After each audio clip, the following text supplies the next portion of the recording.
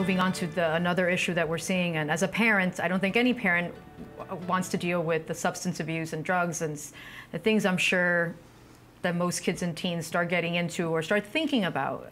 Chief, I mean, how common is this in adolescence? I mean, is this something that's a concern for both of you? I think it's common. I think it always has been common. Okay. I think when you get into the, kids are going to experiment with different things as they go up. The peer pressures when they go out, and again, that's going out like in a car, but going out into the real world. And the conversations and what they see at home prepares them for those interactions with peer pressure.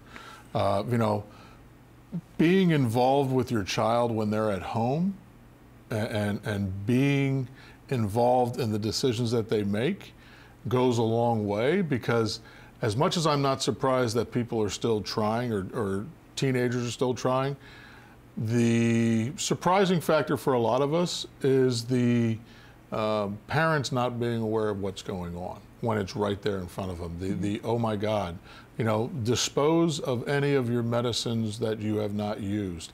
There's free drop-offs. We don't want you to throw it in the toilet, but right. There's, in the police department in Coral Gables, we have a dispenser where we want any medicines that were prescribed that are no longer of use, dispose them so they're not leaving around so kids don't try.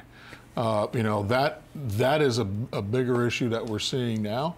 And then educating them before they go away after high school into college to understand, most kids will turn 21 at college.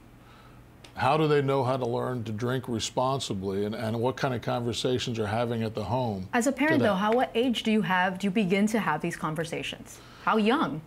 Honestly, if you are having dinner with your children and you are a 1 glass of wine drinker or you're out, the conversations, it's never too soon to start. I started with my children very, very early.